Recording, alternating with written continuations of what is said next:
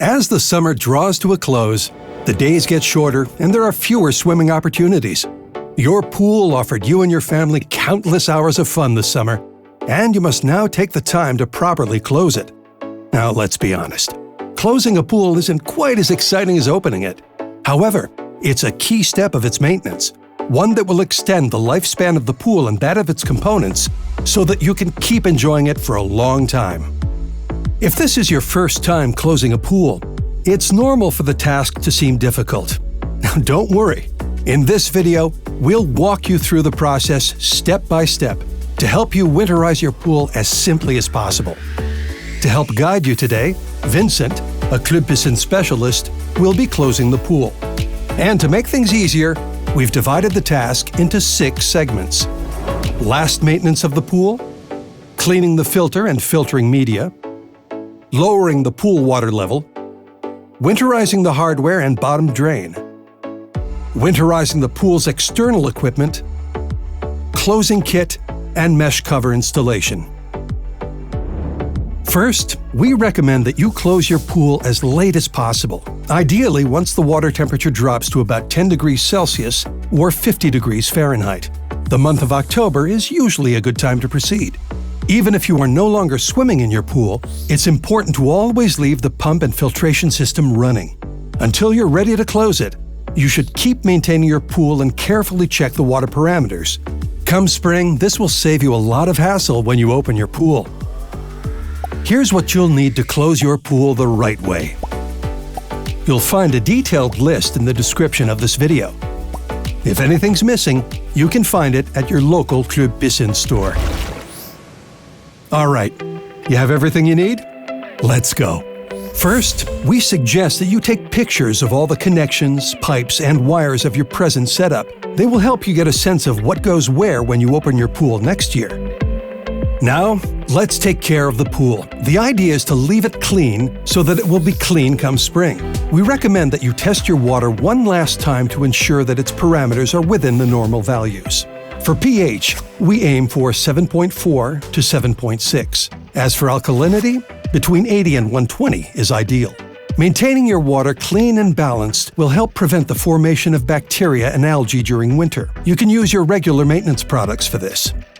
Now's the best time to remove the ladder, steps, and thermometer, since it's much easier to do when there's water left in the pool. Clean and store everything. Next, using a leaf collector, remove the leaves in the water and clean the bottom of the pool one last time with a vacuum or brush. Finally, clean the pool liner above the water line using a specially formulated cleaner. Give it a gentle rub using a cloth or sponge. It's important not to use an all-purpose household cleaner, as it may affect the water chemistry as well as damage the liner's material. And there you have it. Your pool is clean, and we've already completed the first segment. In this section, we will be cleaning the filter and its filtering media to remove the accumulated dirt and grease. The filtering media we're using here is sand. The following steps also apply to filter beads, recycled glass, as well as natural stones. As is always the case when changing the filter settings, you must first turn off the pump. Then, turn the filter handle to the backwash position. Restart the pump to get the water flowing inside the filter. Pour the filter cleaner directly into the skimmer and wait until the water you see in the sight glass is clear and uncolored. This should take about 2 to 3 minutes. Turn off the pump and turn the filter handle to the rinse position. Restart the pump and run it for about 1 minute, then turn it off again. Set the filter handle to whirlpool or recirculate and let the pump run from 30 seconds to 1 minute before turning it off. We will now lower the water level in the pool to 18 to 24 inches below the skimmer. This will leave enough room for a layer of ice to form in the winter. If your pool has a bottom drain, locate the 3-way valve at the outlet of the skimmer and place the handle in the upward position. This will close the skimmer water intake completely, and the water will only flow out through the bottom drain. Make sure your pump isn't running, then set the filter handle to drain. Activate the pump again to start draining the pool. Be careful not to empty the pool in the backwash mode, as that could seriously damage your filter. For the average above-ground pool, lowering the water level should take from 30 to 45 minutes. Make sure you are 18 inches below the skimmer.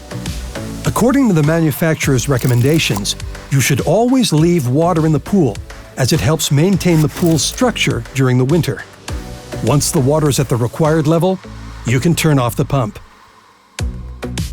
Inspect the liner and make sure it isn't ripped or dirty, and clean if needed. Here comes the most important part of the pool closing process.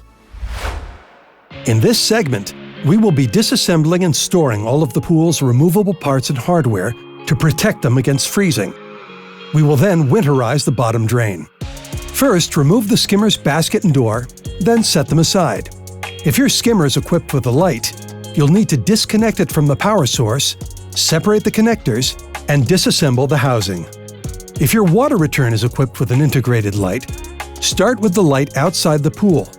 Unscrew the ring that holds the bulb in place, disassemble the connectors, remove the light, then seal the opening using an expandable plug.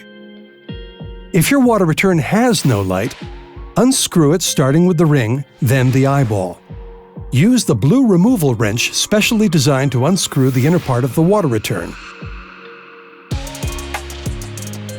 Insert a winterizing plug or an expandable plug to properly seal the opening. We will now winterize the bottom drain. Since the bottom drain pipe is underground, the aim is to replace the water inside it with antifreeze. Specifically formulated for pools, this antifreeze is a calcium-based compound that is denser than water. It will completely fill your bottom drain pipe.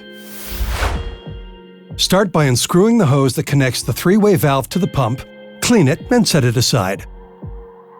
When you unscrew a hose, make sure to retrieve the O-rings. Place all the O-rings inside the skimmer's basket. Then unscrew the union that connects the three-way valve to the bottom drain pipe. You can use plumber's pliers, which will make the job a lot easier. Using a pipe clamp, connect an expansion pipe to the end of your bottom drain pipe. To prevent the antifreeze from leaking out, it's important for the pipe to remain above the waterline all winter. Secure the pipe to the pool skimmer using a rope or a multi-purpose zip tie. Next, pour the antifreeze directly into the hose connected to the top ledge of the pool until you see it flow out from the bottom drain. 1 gallon of antifreeze should be sufficient for 21-foot above-ground pools or smaller. For larger pools, a second gallon may be required. Now, insert 4 feet of coiled insulating foam inside the expansion pipe.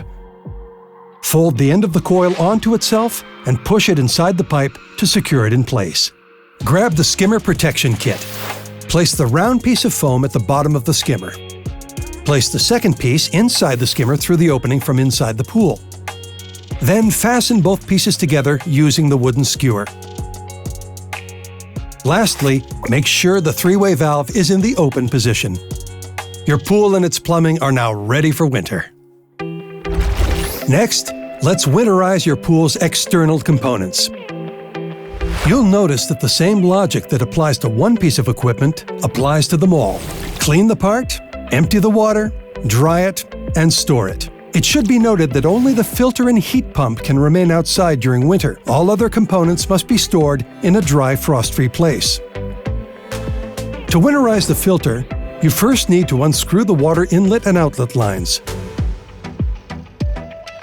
Clean them and set them aside with the other hoses. Don't forget the O-rings. Then unscrew the drain cap at the bottom of the filter.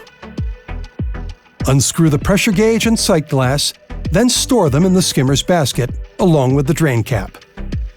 You will then turn the filter handle to the winterized position. As for the pump, turn off the breaker and disconnect the device. Then, unscrew the drain caps underneath the pump.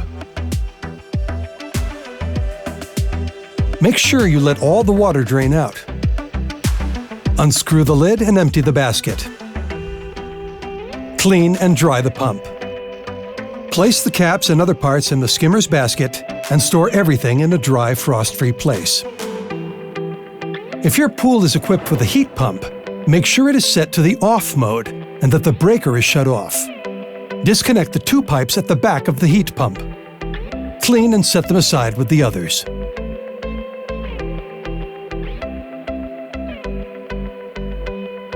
Drain the water from the heat pump with a wet-dry vacuum cleaner. Make sure you wipe away all residual water. If you wish, you can seal off the outlets with expandable plugs. Cover the unit with a waterproof cover. Check for snow buildup in the winter and clear if needed. You can also place a plastic bag over the filter head to protect it.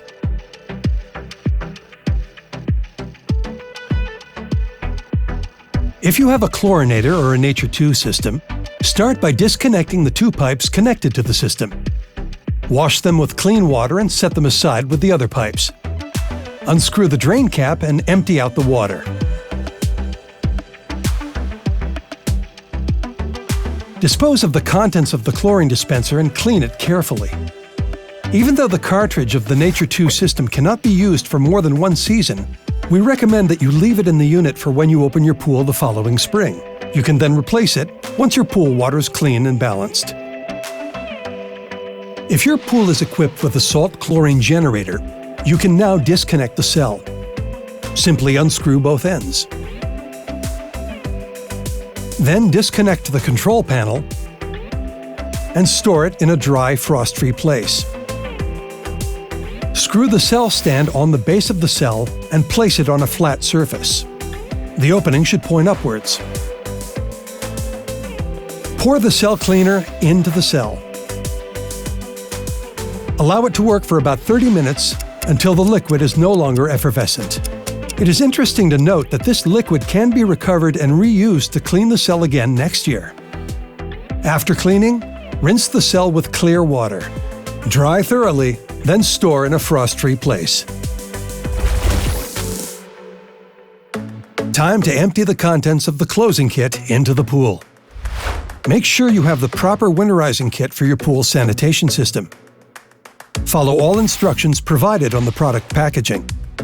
Handle the chemical products with care. And there you have it. All the components of your pool are properly winterized. Using a mesh cover can also prove useful if there are too many trees on your property. It will save you a great deal of cleaning come spring. First, install the cable around the pool and hook up both ends to the tightener. Turn the crank to tighten the cable around the structure of the pool. Then, tighten the elastics.